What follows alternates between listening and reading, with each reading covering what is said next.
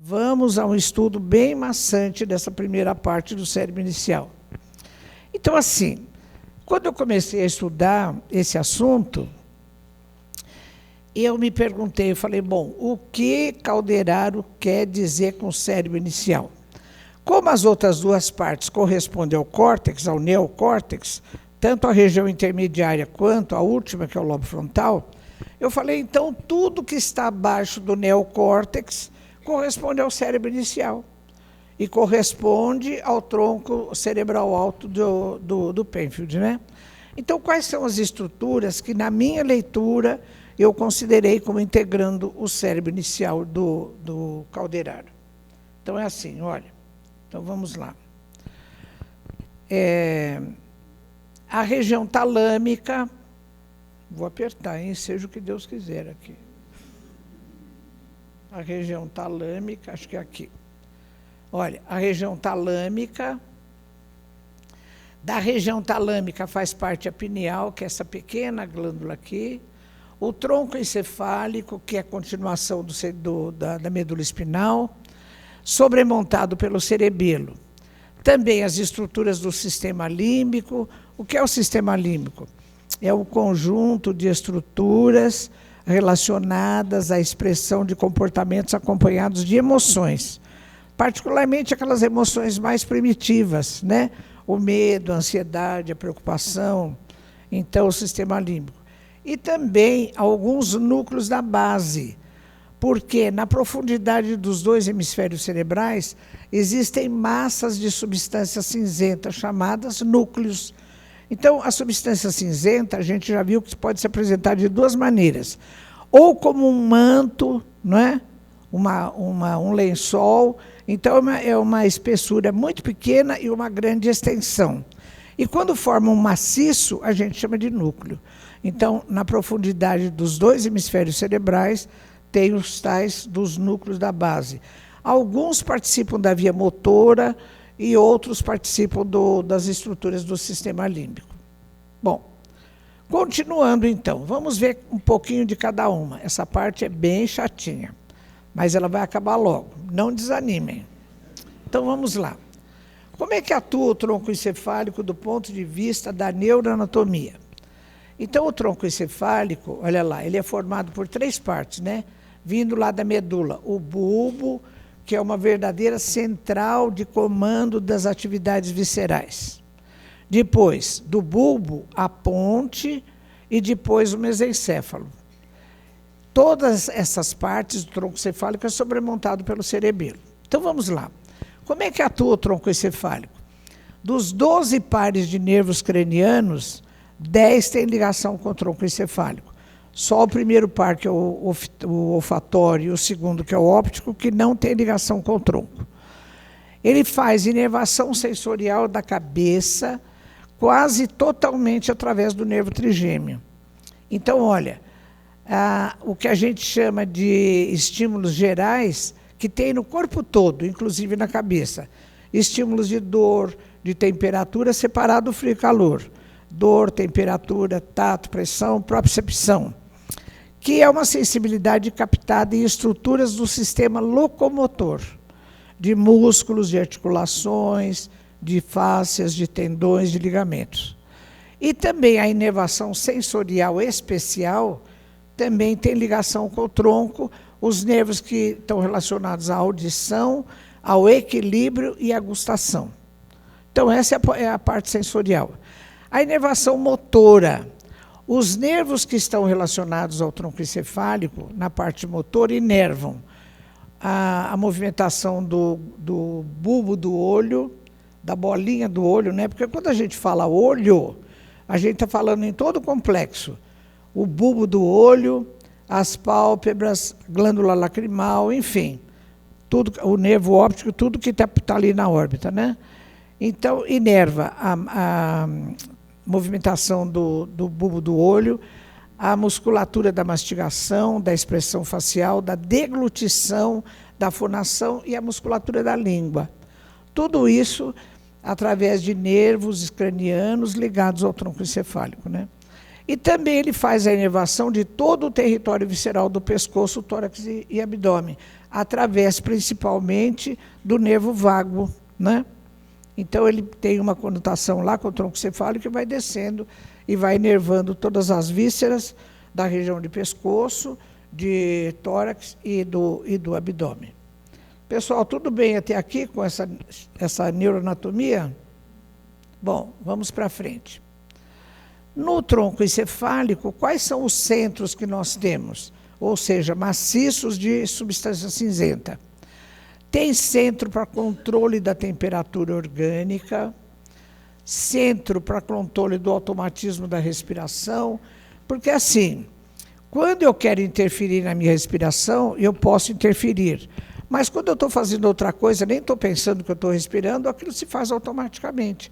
Esse controle automático é feito pelo centro da respiração que existe no bulbo. Centro do vômito e da deglutição. Centro do controle de execução automatizado dos movimentos. Também uma série de núcleos que existem no tronco e um pouco mais para cima, compõem a chamada motricidade automatizada. A gente vai andando, vai fazendo movimentos de maneira instintiva, de maneira automatizada. Esse controle também passa pelo tronco encefálico, né? E outra coisa ainda, o tronco encefálico ele tem centros que fazem a manutenção do ritmo de sono-vigília, manutenção do ritmo dos batimentos cardíacos, manutenção do peristaltismo gastrointestinal. É pouco, não é? O que esse tronco faz? Então, o tronco encefálico, em relação à medula espinhal, ele tem uma outra estrutura muito complicada, né? E ainda tem gates de controle da dor e tem 3 pedúnculos, 3 pares de pedúnculos, que são feixes de fibras que sustentam o cerebelo acima dele. Então, essa é a estrutura dessa região. Bom, do ponto de vista ainda do tronco, ele tem uma coisa muito interessante que é a chamada formação reticular. No livro Cérebro Triuno, eu fiz um capítulo, porque o Décio disse assim, olha, é bom você fazer um capítulo inicial falando o que é o cérebro, qual a diferença do termo encéfalo. Então, essas coisas iniciais. Eu fiz um capítulo sobre o processo evolutivo do sistema nervoso, né? Então, é assim, a primeira vez na série animal que se organizou um sistema, ele era em rede, né? Lá naqueles animais que eram chamados selenterados, agora eu vi a apostila de vestibular dos meus netos, eles são chamados quinidários, mudou, né? Então, nos quinidários, que são medusa, a água-viva, os corais, pela primeira vez se tem um sistema nervoso, alguma coisa que se pode chamar de sistema nervoso, mas ele é reticular. Ele é reticular. Bom, de repente, quando eu estou estudando o tronco encefálico, eu vejo que todo o tronco encefálico é varrido por uma estrutura reticular. Eu falei, mas o que faz num sistema nervoso organizado, como é dos primatas, uma formação antiga? Está fazendo o que aí? Né? Porque ele fica bem no meio entre a medula, o cerebelo e o cérebro. Eu falei, olha, alguma coisa tem aí. Eu sempre encafifei com essa formação reticular no tronco. Mas depois eu descobri por quê, já vou contar para vocês. Então, dessa formação reticular, partem fibras que compõem o chamado SARA, Sistema Ativador Reticular Ascendente. Então, é assim, agora eu entendi que o cérebro ele gasta 25% em estado de repouso da energia do corpo. Por isso que a gente que trabalha muito com o cérebro, a gente fica esgotado, não fica? A gente precisa, então, fazer outra coisa, né? Então, a gente faz, eu, por exemplo, faço crochê, tricô, eu vou nadar, a gente faz uma outra coisa, toco violão, que é para compensar, dar um descanso para o hemisfério esquerdo. Então, a formação reticular, o cérebro, então, combinou-se assim, para não ficar gastando energia do organismo quando não precisa, então o cérebro ele fica em stand-by, ele fica meio paradinho ali. Quando vai chegar algum estímulo, essas fibras, o que elas fazem? A formação reticular. elas mandam estímulo para todo o neocórtex, falando, olha, vai chegar estímulo aí. Mas não diz a qualidade do estímulo, só avisa que vai chegar estímulo, porque aí o cérebro entra em atenção e começa a funcionar, né, de maneira mais... Então, eu entendo hoje, fazendo uma metáfora, que essa formação reticular do tronco encefálico é uma avó que vai acordar a criança para ir à escola, para fazer a sua lição, né? Porque então ele está quieto ali, mas então fala assim, olha, trata de sair daí, acorda que você vai para a escola, está na hora de fazer o seu dever. Então, é uma avó, a formação reticular, que ativa o neocórtex para começar a trabalhar. Mas só fala, olha, está na hora de você fazer alguma coisa, mas não diz qual é a coisa, quais são as características dessa coisa, né? Bom, então, em função do SARA, acontece a formação das chamadas vias extraleminiscais. Então, é assim, eu pus aqui para a gente ter como exemplo a via de dor e temperatura, a via leminiscal. Então, é assim, aqui tem um neurônio, lá na medula, em outro lugar, vai lá, capta um estímulo de dor ou de temperatura, vem, entra na medula, cruza o plano mediano e sobe por um conjunto de fibras chamada trato espinotalâmico lateral. Quando chega no tronco, aqui nós já estamos em região do tronco, ele encontra outros troncos que vão subindo e vão também para o tálamo. Aí eles falam assim, você vai para o tálamo, eu também vou, vamos juntos. E formam um feixe grande, que é um feixe leminiscal, são os leminiscos. Então, a via leminiscal, que ela está representada aqui, olha, ela faz sinapse no tálamo, é obrigatório, e vai para uma área específica do neocórtex. Se está levando dor, temperatura, tato, pressão, vai chegar onde? Na área somestésica. Soma é corpo, estesia, sensibilidade. É a área do córtex cerebral que recebe estímulos gerais. Dor, temperatura, tato, pressão, propriocepção, que tem no corpo todo, né? Então, essa é uma via leminiscal. Acontece que, na formação reticular, antes de chegar nessa região do tálamo, quando passa pela formação reticular, a formação reticular faz um pedágio.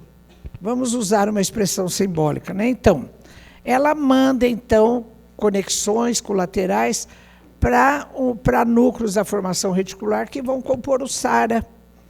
Então, é assim, o cérebro está lá no stand-by, mas, de repente, vai subindo algum estímulo, eu estou aqui representando o estímulo de dor ou de temperatura.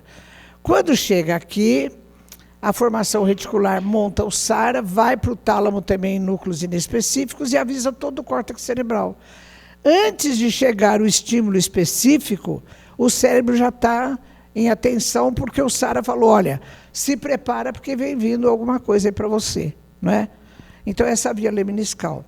Então, essa via leminiscal, ela é tão interessante, extraleminiscal, ela é tão interessante, que se você pegar, por exemplo, no indivíduo que tem uma lesão da via auditiva, meu Deus, apertei errado aqui, já vou voltar, peraí. Então, se você pegar, eu estou aqui, né? Se você pegar um indivíduo que tem uma alteração da via auditiva depois da formação reticular, depois do SARA, num barulho muito forte, ele pode acordar do sono, mas ele não ouve o barulho, porque ouvir é pela via leminiscal, mas sentir que existe esse estímulo é pela via extraleminiscal. Então, o indivíduo que tem uma lesão na via auditiva acima da formação reticular do tronco, ele pode acordar quando está dormindo por um barulho sem ouvir o barulho. É pela via extraleminiscal, né? Olha que coisa interessante que é o tronco encefálico, né? Quanta coisa que ele tem. Bom, então, meus amigos, já vimos o tronco de maneira bem sucinta do ponto de vista da neuroanatomia. E o tronco encefálico da visão espírita?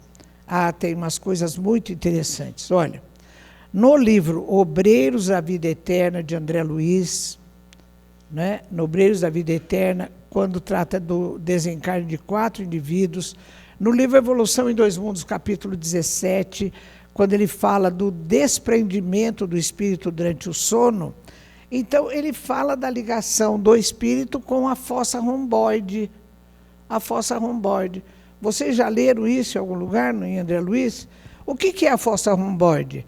É o assoalho do quarto ventrículo, que é uma cavidade que existe entre o tronco encefálico e o cerebelo.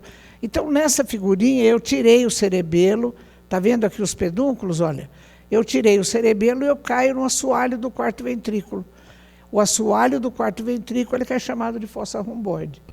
Então, a fossa romboide ela tem ampla ligação com o espírito, através dessas obras de André Luiz, Obreiros da Vida Eterna, Evolução em Dois Mundos, né? No processo obsessivo, no livro Libertação, capítulo 11, a Margarida, que é a criatura que está sendo obsediada, né, pelo Gregório, então o que eles fazem, o pessoal dessa equipe obsessiva? Coloca ovoides no bulbo da Margarida. O bulbo o que é? É a parte mais... em veterinário a gente falaria distal, a parte mais inferior do tronco encefálico, que é uma central de comando da atividade visceral. Então, esses, como é que se chama? Esses ovoides acoplados no bulbo promovem um desarranjo em toda a atividade visceral da Margarida, né? Ela tem uma porção de desarranjos, digamos assim, por conta desses ovoides colocados no seu bulbo. Aí, bom, esse foi o tronco. Vamos ver o cerebelo? Olha aqui o tronco encefálico. Quer ver? Deixa eu mostrar. Tronco encefálico, cerebelo. Essa cavidade aqui, olha, que é pequena, é o quarto ventrículo. O assoalho do quarto ventrículo é que André Luiz chama de fossa romboide, né? Bom, o cerebelo. Como é que atua o cerebelo? O cerebelo atua assim, olha. Ele recebe estímulos visuais, auditivos e proprioceptivos. Esses estímulos não são, durante o exame neurológico do cerebelo, a gente não tem como fazer o exame desses estímulos, mas eles chegam lá, né? A gente sabe que o cerebelo recebe estímulos visuais, auditivos e proprioceptivos. Ele integra o sistema vestibular, que é do equilíbrio, atua na manutenção geral do tono muscular e atua na regulação métrica dos movimentos. Eu vejo em veterinária, por exemplo, quando o animal está com lesão de cerebelo, ele vai, por exemplo, tomar água. Mas quando você vai fazer algum gesto, seja o ser humano, seja os animais, existe uma métrica. Então, por exemplo, eu vou pegar aqui esse seletor. Eu já me organizo que é uma determinada distância. O animal, quando ele vai, por exemplo, tomar água e ele perde essa noção da métrica, às vezes ele põe o focinho dentro d'água e se atrapalha todo, né? O gato, por exemplo, ele quer pular no sofá, mas ele não tem esse movimento para lá, ele fica pulando às vezes no mesmo lugar, né? Ele então perde essa noção do tamanho do movimento, da métrica do movimento. E o cerebelo ainda ele mantém amplas conexões com o neocórtex cerebral, você já sabe o que é neocórtex, né? Atua no controle da força muscular e atua na realização harmônica e coordenada de movimentos refinados e assimétricos. Então, os movimentos refinados, os chamados movimentos que são na musculatura mais refinada, e que os animais têm só no focinho, às vezes um pouco na orelha, né? Porque os animais não têm essa coisa, por exemplo, das mãos, como nós temos, né? O movimento refinado é mais na região da boca e das mãos no ser humano e nos outros primatas. Então, movimentos assimétricos, é tudo com cerebelo. Continuando ainda com o cerebelo aqui, olha, o cerebelo na visão espírita. No processo obsessivo ainda, que está relatado no livro Libertação, capítulo 11, Margarida, está escrito lá assim, olha, mediante operação magnética, perde o controle dos seus centros de equilíbrio. Existem núcleos no tronco encefálico relacionados ao equilíbrio e que têm conexões com o cerebelo, tronco encefálico e cerebelo, então. Então, não só aqueles ovoides colocados no bulbo, mas também essas operação magnética, realizada no sentido de prejudicar a Margarida, porque a operação magnética, como passe, né, pode ser feito a serviço do bem, mas nesse caso ele atua prejudicando a margarida. Então, atua no cerebelo também. Bom, vamos lá. Então, falamos do tronco encefálico, falamos do cerebelo, vamos agora para a região talâmica. Quando a gente fala em tálamo, a gente costuma dizer tálamo, mas o nome dele ideal seria tálamo dorsal. Porque essa região talâmica, ela tem várias partes, olha. Então, aqui eu fiz um corte transversal dessa região na região da hipófise, aqui mais ou menos, olha, aqui assim, né? Então, essa parte grande em amarelo é o tálamo, que a gente chama de tálamo ou tálamo dorsal. Acima dele tem uma região epitalâmica, é muito pequena, mas é muito importante, porque o que tem nessa região epitalâmica? A pineal, a glândula pineal. E abaixo da região talâmica, portanto, hipotalâmica, tem uma região também muito pequena, mas ela é muito importante, porque ela é o principal centro comandante de toda a atividade visceral. Nos animais primitivos que não têm ainda o hipotálamo bem estruturado, a central é o bulbo, lá do tronco encefálico. Quando no processo evolutivo é contratado o hipotálamo, que é um indivíduo assim que já tem PhD, já tem uma experiência vasta, ele assume o comando, mas no sistema nervoso não tem desemprego. Então o bulbo que fazia esse papel, ele continua empregado, mas agora sob a atuação do hipotálamo, né? Então o hipotálamo é o principal centro comandante da atividade visceral. Tem ainda uma outra parte aqui do lado, que é o subtálamo, é um núcleo só, que faz parte de vários núcleos integrantes da via motora automatizada. E depois, aqui do lado, o metatálamo, que é um conjunto de estruturas relacionadas, tem conexões com a via óptica e com a via auditiva. O sistema nervoso é uma coisa meio complicadinha, não é? Mas é uma coisa assim... Eu sou absolutamente apaixonada por esse sistema, porque ele envolve mistérios, né? Nossa, o mistério da conexão mente-cérebro. Como é que se faz isso?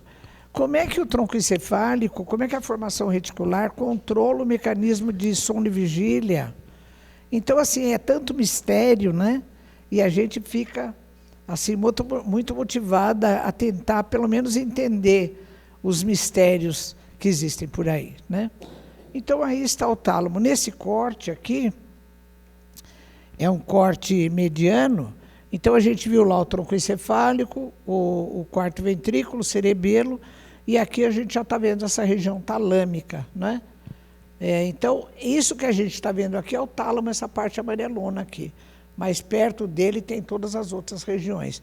E aqui, olha, na região epitalâmica, a pineal. Aqui ela nem está epitalâmica, mas ela fica numa região epitalâmica, acima do tálamo. Bom, tálamo, né? E o tálamo ainda, o que ele faz aí? Conexões com a mente. O tálamo, e eu marquei o tálamo aqui, a posição dele, com esse círculo amarelo, né? Ele faz, no tálamo acontece a triagem de todos os impulsos sensoriais, menos olfato. Eu acho que porque o olfato, a aquisição evolutiva do olfato, ela é mais antiga do que o tálamo. Quando apareceu o tálamo, o olfato falou assim, eu já estou aqui faz tempo, eu não tenho que dar satisfação para o tálamo. É a única via sensorial que não passa pelo tálamo. Todas as outras, obrigatoriamente, elas têm que ir para o tálamo. Então, o tálamo, eu falo para os meus alunos, é a secretária, não é bilíngue, é multilíngue, porque tudo que vem, qualquer estímulo, tem que passar pelo tálamo. O que o tálamo faz? O tálamo dorsal, aquele amarelão, né? O que ele faz?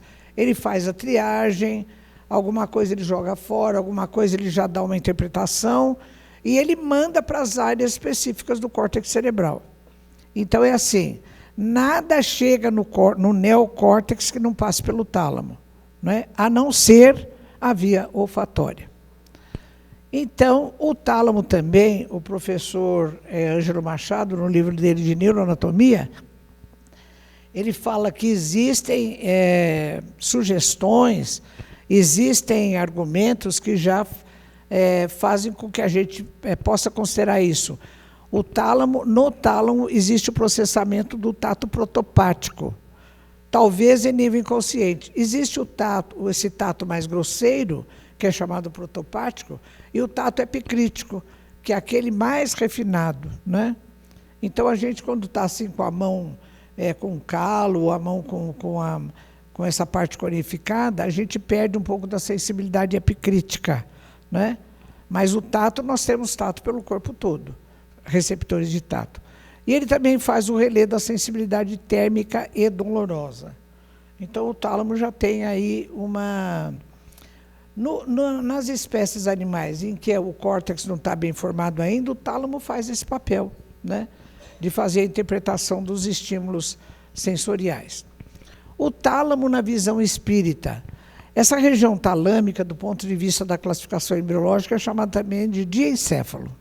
Então, vamos lá. Olha o que André Luiz disse em Evolução em Dois Mundos, capítulo 13.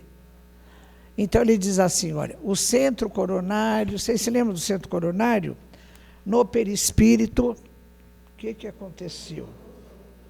Espera aí. Voltou, né? O centro coronário, então, no perispírito, tem aqueles centros de força, desde o básico, genésico, gástrico, cardíaco, laríngeo, tal, até o centro coronário, que é o lótus de 1000 pétalas, assim chamado na literatura oriental. Olha o que ele diz, o centro coronário possui no tálamo, para onde confluem todas as vias aferentes ao córtex cerebral, e ele também confirma, à exceção do olfato, vasto sistema de governança do espírito. Então, segundo André Luiz, é assim, o espírito, através dos seus atributos, inteligência, consciência, vontade, não atua diretamente no córtex cerebral. Atua no córtex cerebral, no neocórtex, através do tálamo. Olha que coisa interessante. Isso está certo, porque do ponto de vista evolutivo, nos animais primitivos, quando não tem um córtex bem formado, a mentezinha dele vai se ligar onde? No que tem, né? Então, se liga lá embaixo e vai subindo até o córtex cerebral. É assim que a coisa funciona. Então, o texto de André Luiz continua assim, olha, aí nessa delicada rede de forças, verte o pensamento ou fluido mental por secreção sutil, não do cérebro, mas da mente. Então, a interação entre a mente e o cérebro, ela vai se fazer em região do cérebro inicial, e não lá na frente. Então, a gente volta naquele primeiro slide que eu mostrei para vocês, né, que André Luiz falava, que eu falo no livro Evolução em Dois Mundos, que a inteligência ela atua no citoplasma celular. Então, assim, também a gente há de perguntar, mas será possível que o pensamento, que é uma coisa tão importante, né? O pensamento que é matéria mental, e toda a atitude do espírito se faz através do pensamento, ele vai se ligar a coisas lá embaixo, e não ao neocórtex, que é uma estrutura super nova e super sofisticada. Não é assim mesmo. Ele começa a se ligar lá nos animais ao que já tem, e depois ele vai subindo até o neocórtex cerebral, passando pelo tálamo, né? Não chega nada no neocórtex cerebral que não passe pelo tálamo. A não ser, qual é a via? A via olfatória, a única que não passa pelo tálamo, né? Então, isso está em Evolução em Dois Mundos. Bom, como atuam os núcleos da base a serviço da mente, a serviço do espírito? Então, ali, pessoal, eu representei 2 núcleos, olha. É o núcleo caudado lentiforme, que forma o chamado corpo estriado. O corpo estriado é o principal centro comandante da atividade motora automatizada. Então, quando a gente está respirando automaticamente, andando, fazendo movimentos assim automaticamente, quando a gente anda de bicicleta, então existe uma grande participação de alguns núcleos da base, e esse daqui é o principal deles. É o chamado corpo estriado, né? Mas existem também outros, como o claustrum e a amígdala, que participam do sistema límbico. E estão implicadas, portanto, na manifestação de comportamentos acompanhados de emoção. E entre o núcleo caudado, que parece uma vírgula, e o lentiforme, que são esses dois aqui, vistos em corte, eles se juntam lá na frente, formando um outro núcleo, que é o accumbens. Esse núcleo accumbens, ele participa da via mesolímbica, que corresponde ao chamado circuito de recompensa. Então, no sistema nervoso é tudo tão bem organizado que é assim, não adianta você saber tudo de tálamo, mas não saber do tronco encefálico, não saber do córtex cerebral, você não sabe nada. Porque ou você tem uma noção toda do conjunto, ou você não é capaz de entender como é que as coisas se organizam. Não? Então é assim, o núcleo accumbens, ele não tem nada a ver com via motora, como é o caso desses dois, né? do caudado do lentiforme. Ele participa da via mesolímbica. Eu vou mostrar para vocês essa via mesolímbica.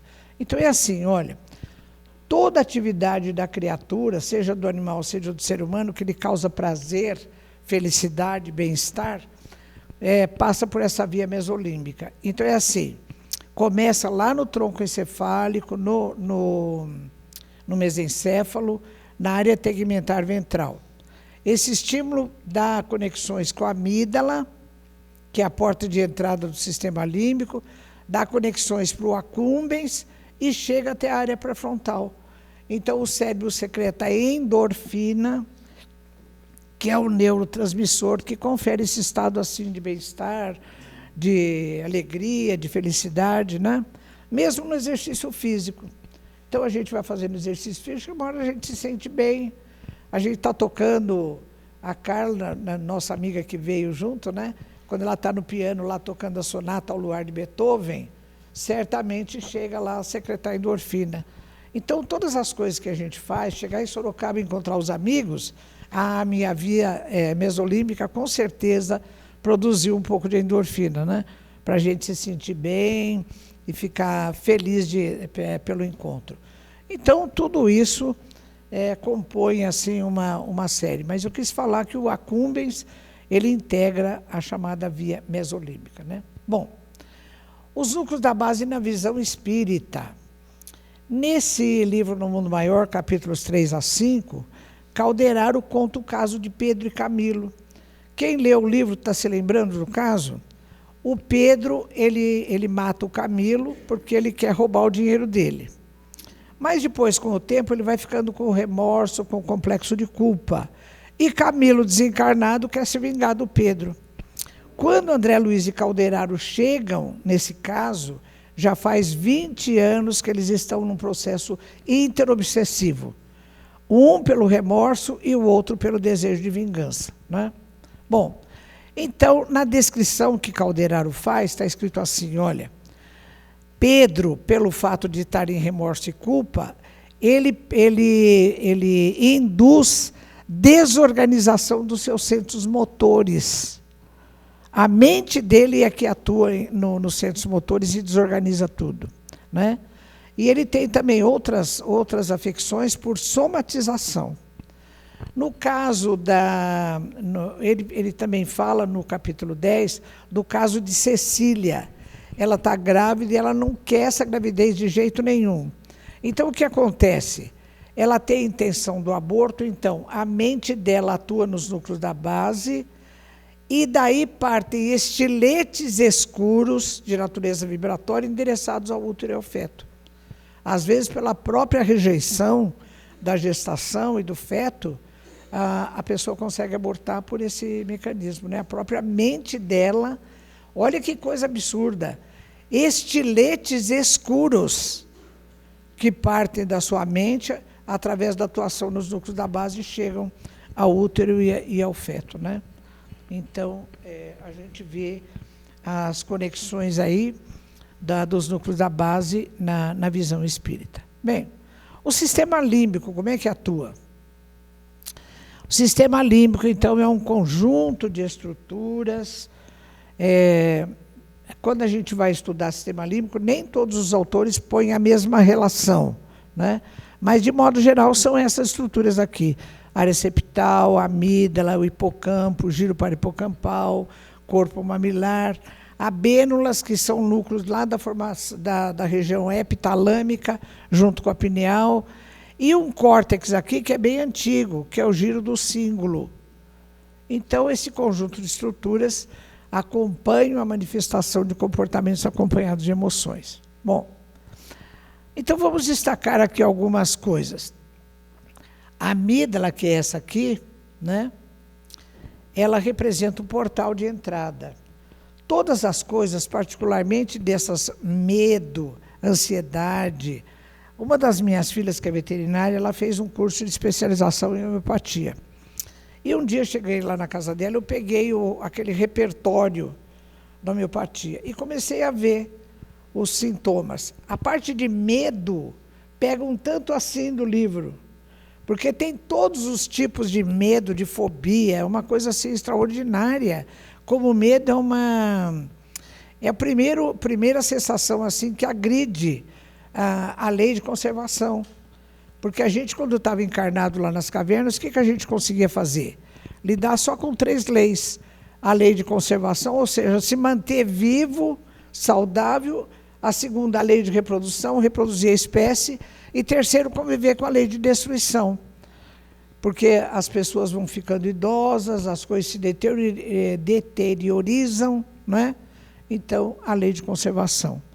Então, a amígdala é o portal de entrada. Qualquer estímulo que vá provocar medo, preocupação, ansiedade, o portal de entrada é a amígdala ou o complexo amidaloide, né? Que é um conjunto de núcleos.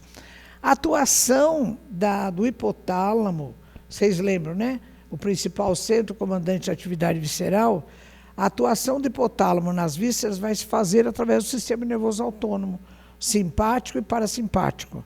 Em alguns órgãos tem ação contrária, né? Por exemplo, o sistema nervoso simpático, através da adrenalina, acelera o ritmo de batimentos cardíacos. O vago desacelera, que é do sistema nervoso parasimpático. E assim por diante. E outra coisa interessante também é que o sistema límbico ele tem uma conversa neuroquímica com a área pré-frontal, que a gente vai ver corresponde ao 3º andar da casa mental.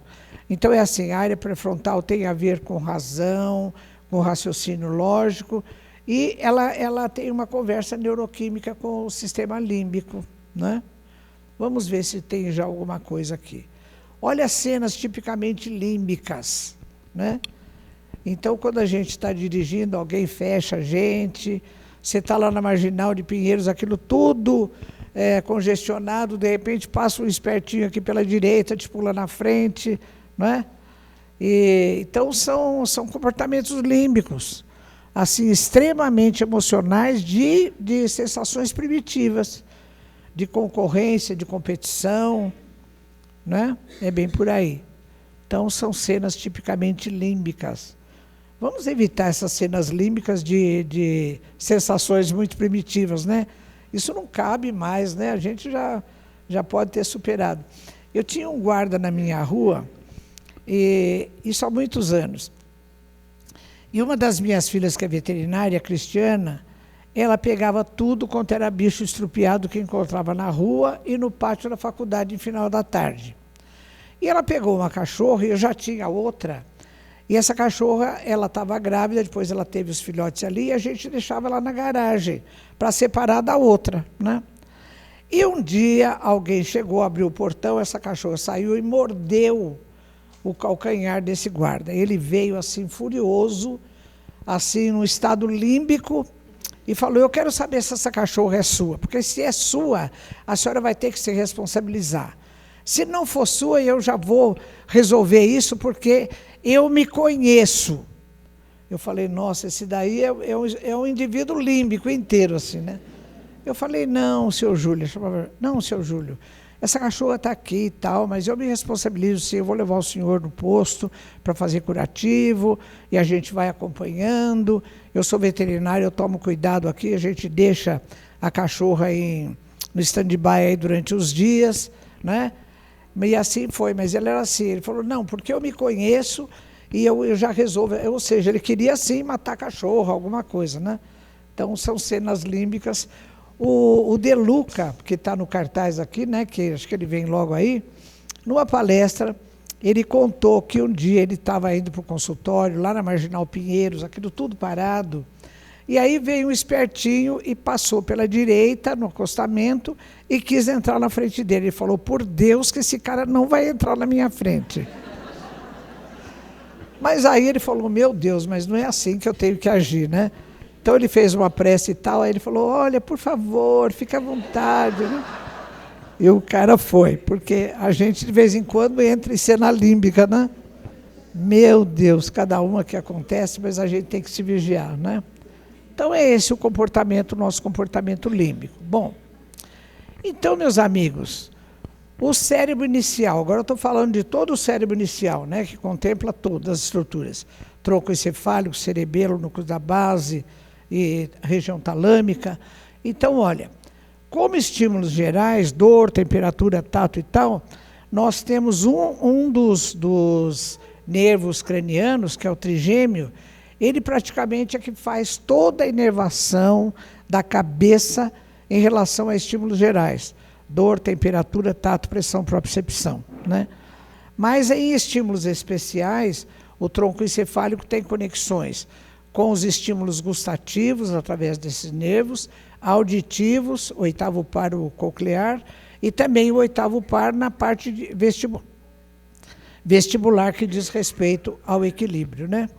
E o tálamo, como eu já disse para vocês, aquela secretária que ela... eu tinha um professor lá da escola, lá da Faculdade de Medicina da USP, ele fala assim, você quer ter acesso às coisas da faculdade, você fique amigo da secretária. Não adianta ser amigo lá do professor, do chefe, não, você tem que ser amigo da secretária, porque a secretária que abre a porta para lá, para cá e facilita as coisas, né? Então, é o tal do tálamo. O papel do tálamo é o papel da secretária. O cérebro inicial e suas funções motoras. Olha, no cérebro inicial todo, nós temos conexões com a via motora somática automatizada, chamada essa piramidal. Então é assim, olha, aqui é o corpo estriado e uma porção de outros núcleos.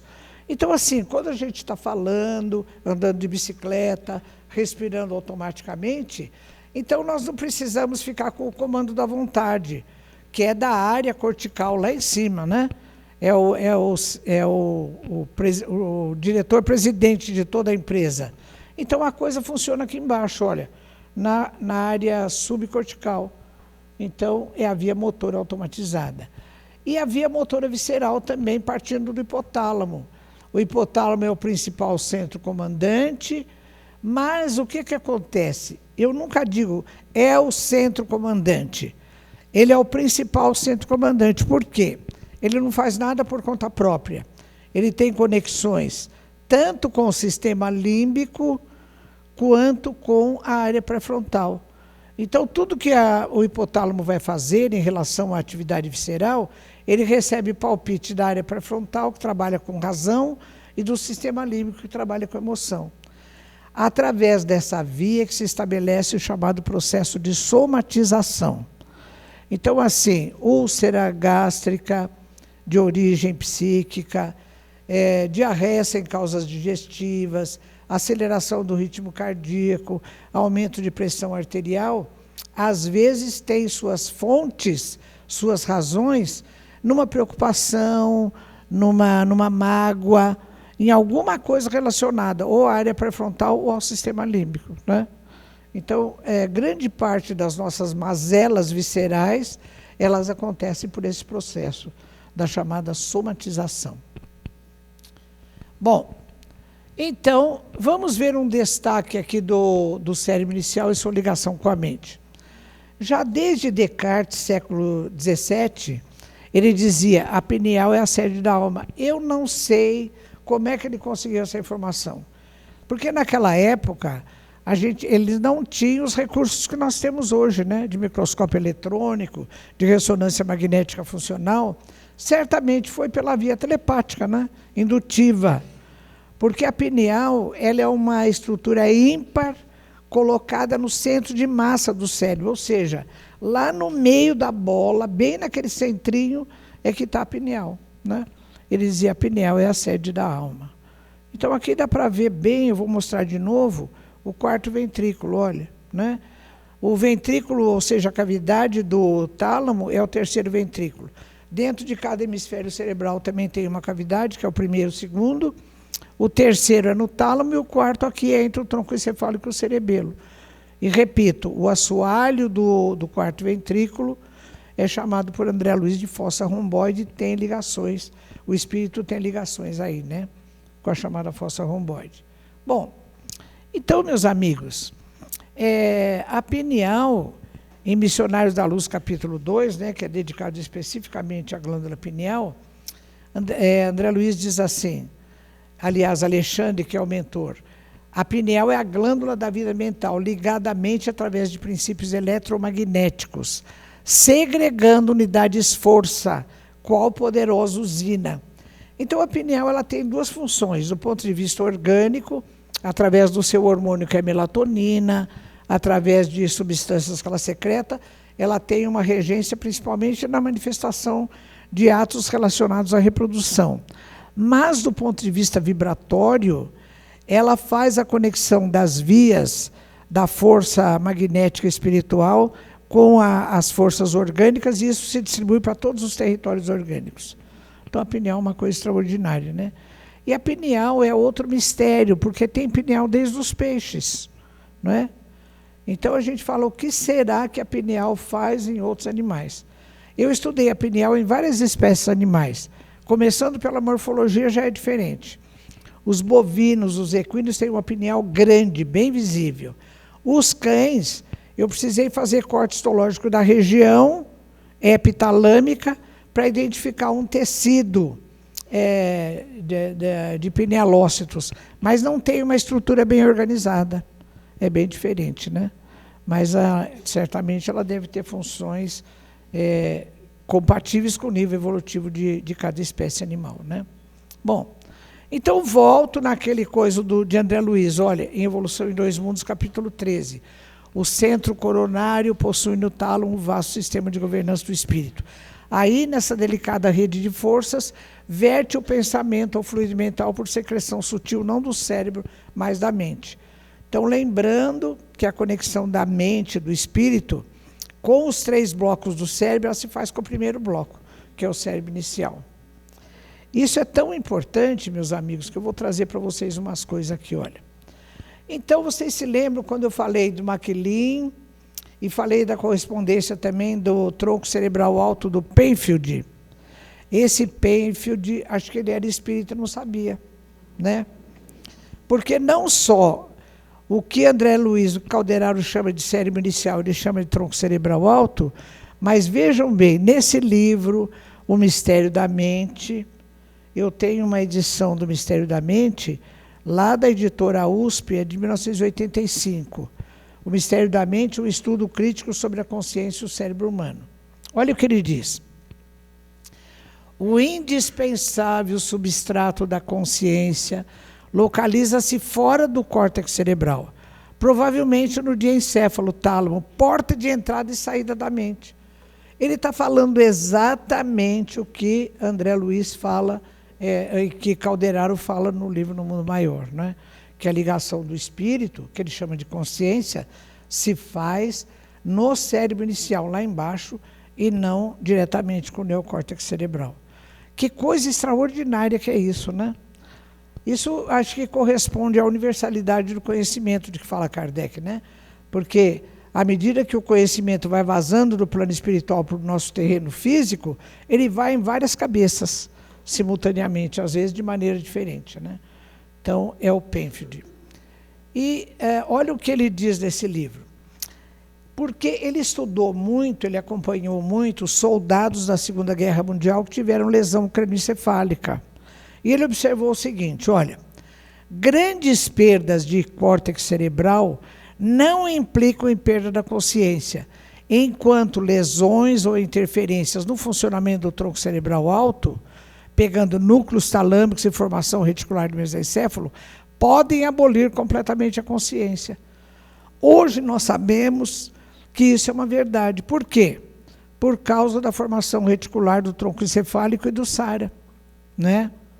Então é assim, Hoje, o conceito de medicina legal, tanto em medicina humana quanto em medicina veterinária, está ligado à integridade estrutural e funcional do tronco encefálico. Porque mesmo que o córtex cerebral esteja íntegro, mas essa região aqui ela está lesada irreversivelmente, o SARA não vai mais estimular o córtex e ele não vai funcionar por isso. Então, por isso que ele encontrou que grandes perdas de córtex cerebral não implicam em perda da consciência, enquanto interferências ou lesões irreversíveis no tronco cerebral alto, né, que é o cérebro inicial, esses sim podem abolir completamente a consciência. Então, o que o Penfield está falando nesse livro, capítulo 5 e 12, é exatamente o que Calderaro fala nos capítulos 3 a 5 no livro No Mundo Maior. Por isso que eu falo que acho que o Penfield era espírita e ele não sabia, né? Não sabia que era. Eu estou vendo que o relógio está andando mais depressa do que eu desejaria. Bem, então, meus amigos, eu fiz esse esquema por minha conta. Ofereço a vocês, vamos ver se vocês concordam, né? Então, lá, o espírito, mente, né?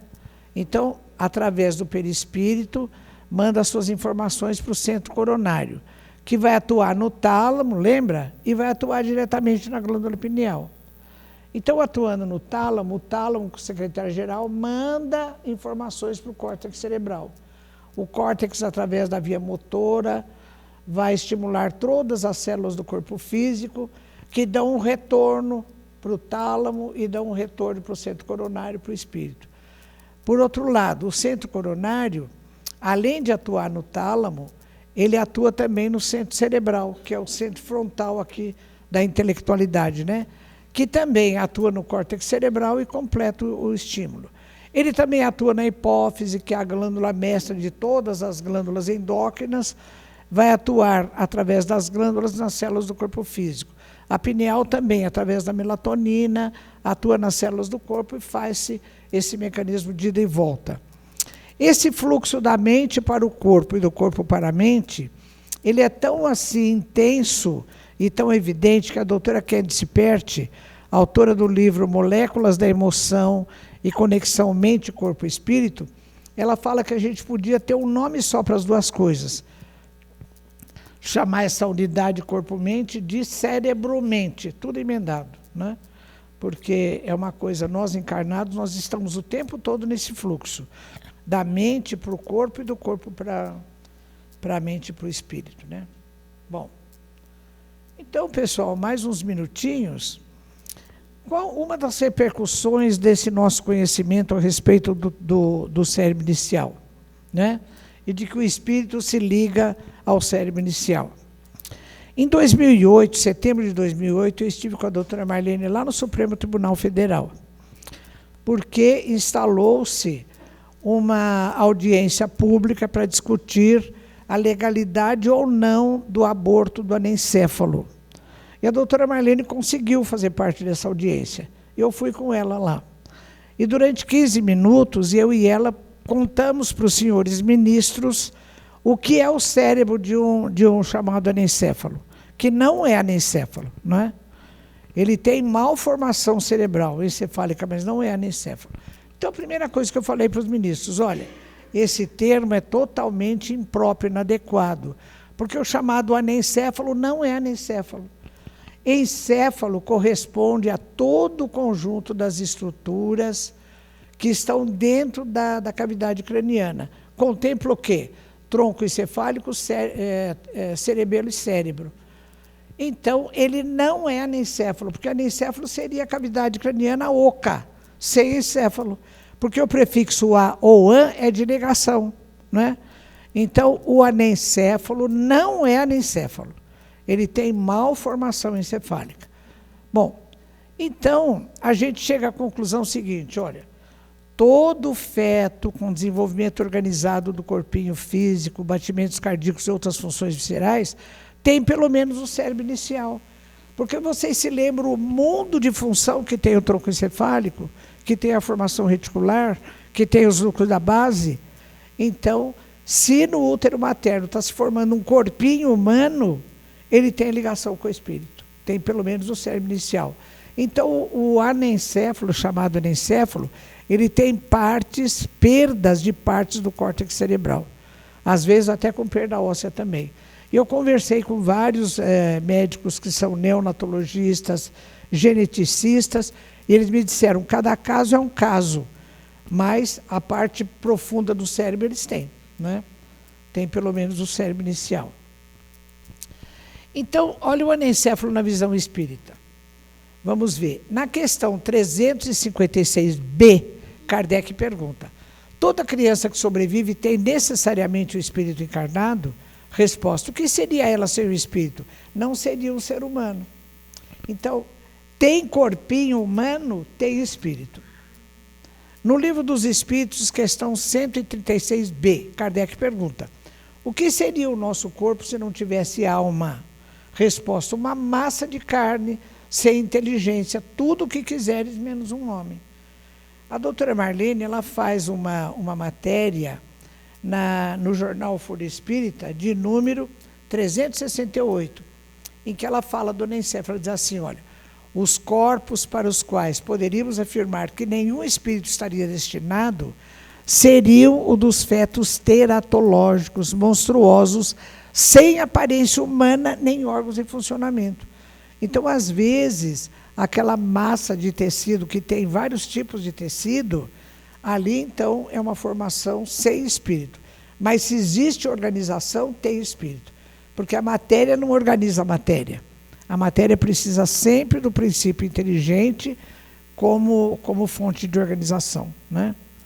Então, esse feto anencéfalo, o chamado anencéfalo, ele tem um espírito que está ligado a ele, né? Então, é uma encarnação que nós temos que respeitar. Curiosidades, bem rapidinho, eu vou falar de algumas curiosidades relacionadas ao cérebro inicial. Um Aquilin, que é esse autor que a gente cita como referência, ele fala que do complexo reptiliano, aquela parte mais profunda, que André Luiz chama de cérebro inicial, do ninho que a fêmea de algumas espécies de répteis inventaram de fazer o ninho fora d'água, a reprodução fora d'água, desse ninho criou-se o que nós chamamos de lar da nossa família, né? Então, a nossa casa, o nosso lar, a nossa família, filogeneticamente começou lá no ninho reptiliano, o ninho dos crocodilianos, que são a variedade de réptil que inventou de fazer a reprodução fora da água. Que coisa bonita que é isso, né? E quando ela fez isso, ela precisou fazer o ninho e ficar perto cuidando do ninho, porque ela diminuiu drasticamente o número de crias. E ela precisa tomar conta, senão os predadores chegam lá e acabam com a festa dela, né? Desse cuidar reptiliano surgiu o que hoje nós chamamos de altruísmo. Mas o nosso altruísmo, às vezes, ainda é reptiliano. Quando a gente cuida do que é nosso, dos nossos filhos, da nossa família e o resto do mundo que se exploda. Então, a gente precisa prestar atenção se o nosso altruísmo, ele ainda é reptiliano, é egocentrado, ou se já atendemos a proposta de Jesus quando diz amar ao próximo como a si mesmo. Você pega esse vetor, que é egocentrado, e vira para fora, né? Para caracterizar o verdadeiro altruísmo, que é fazer o bem para o bem de todos. Outra coisa que essa fêmea reptiliana inventou é comunicação vocal. Por quê? Ela emite um som numa determinada frequência, que as aves também, algumas aves fazem, e o filhotinho também. Às vezes o filhotinho, ele não consegue romper a casca do ovo, ele começa a tsi, tsi, tsi, tsi, tsi. Ela percebe, ela vai lá e ela morde, quebra a casca do ovo para ele poder nascer. Então é assim, já se estabelece uma comunicação audiovocal entre o adulto, que é a fêmea, e o filhinho, né? Então daí também, desse cuidar, até hoje, diz Maquilin, nós temos na nossa mente um pulso reptiliano que o tempo todo fala assim, se alguém não gostar de mim, se alguém não cuidar de mim, eu não vou sobreviver, né? Por que a gente tem tanta carência? Quando a gente perde um relacionamento, ou quando a gente gosta de uma pessoa que não está afim da gente, a gente fica naquela carência danada. É esse tal do pulso reptiliano. Porque a partir daí, o filhotinho entendeu, alguém precisa gostar de mim, alguém precisa cuidar de mim, senão eu não vou sobreviver, né? A gente precisa lidar com esse pulso reptiliano da carência. E outra coisa também, como o ninho é redondo, o ovo é redondo, então a gente criou essa noção simbólica. O redondo, o côncavo ou convexo, ele tem uma noção de coisa que é boa. Ao passo que aquilo que é pontiagudo, como as lanças, como as garras, como a ponta dos dentes caninos dos predadores, é coisa ruim. Então é assim, é redondinho. Por isso que o bebezinho nasce tão redondinho, né, que é para a gente se apaixonar por ele, né? Então, as coisas que são pontiagudas, elas significam perigo. As coisas arredondadas, principalmente côncavas, do abraço, do aconchego, elas significam coisa boa, né? Então, vamos para frente, para terminar isso aqui. Olha o nosso cumprimento social, né? Então, a gente conhece alguém, o que a gente faz? Ah, muito prazer. Isso é um meio termo entre a atuação do predador, que é assim de cima para baixo, e a atuação do pedir, da subjugação, que é com a palma da mão voltada para cima. Então, quando eu conheço uma pessoa, eu estou dizendo para ela, olha, eu não te conheço, não sei quem você é, então, daqui para frente a gente vai se conhecer, não sei se vai ser assim ou se vai ser assim, né? Então, o cumprimento social é desse jeito. Olha outra coisa interessante aqui, o nosso sorriso. Alguém sabe de quem é essa atriz aqui? Pessoal mais antigo. Ingrid Bergman. Vocês não assistiram aquele filme Casablanca? Esse filme contém toda a lei e os profetas, porque tem história, tem romance, né? Então, é essa artista fantástica. Olha o sorrisinho dela, vocês estão vendo? O que acontece? O sorriso social, ele é assim, né? Ah, muito prazer, você faz aquele sorrisinho assim. Não é um sorriso espontâneo. Quando o sorriso é espontâneo, geralmente ele dá uma puxadinha para a esquerda, né? E esse sorriso ele é uma mescla das duas coisas, olha, do abrir muito a boca, da agressividade do predador e do indivíduo que é submisso. Os cães, os lobos também, o filhotinho faz aquele biquinho para a mãe regurgitar o alimento e dar o alimento para ele, né? Então, o nosso sorriso, ele é o intermediário entre abrir muito a boca agressivamente ou o biquinho da submissão. Então, teve um autor que estudou isso, que é o Duchenne. Então, ele viu o seguinte, olha, o sorriso social, ele tem uma regência cortical. Então, é assim, muito prazer, só a boca que dá aquele sorrisinho amarelo. Agora, quando você encontra um amigo, você só, ai, que coisa boa, a regência é límbica. Então, é um sorriso emocional, os olhos também sorriem. Então, tem uma atuação dos olhos junto com a boca, é o chamado sorriso de Duchenne. Então, quando você encontra uma pessoa e ela faz um sorriso com uma puxadinha, geralmente para a esquerda, você sabe que o sorriso é límbico, é espontâneo. Aquele sorrisinho amarelo do cumprimento social, ele é cortical, a regência é cortical, né? Então, uma das minhas filhas perguntou, mamãe, e a Mona Lisa, que o sorriso dela qual é? Já vou mostrar. Olha aqui, 2 netinhas minhas com sorriso límbico, né? Olha o Dalai Lama também com a puxadinha para a esquerda. Às vezes é para a direita, mas de modo geral a puxadinha é para a esquerda. É um sorriso límbico ou sorriso de Duchenne. E quando a minha filha perguntou da Mona Lisa, eu achei nesse livro da Rita Carter, Mapping the Mind, ela fala do sorriso da Mona Lisa, olha, é uma variedade sutil de sorriso de Duchenne. Seu mistério reside no fato de que os olhos mostram um exagerado sorriso de Duchenne. Então é Duchenne. Se os olhos participam, é sorriso límbico, né? Enquanto os lábios expressam um típico sorriso social. Mas eu acho que é mais Duchenne, né? Mas fica aí a provocação.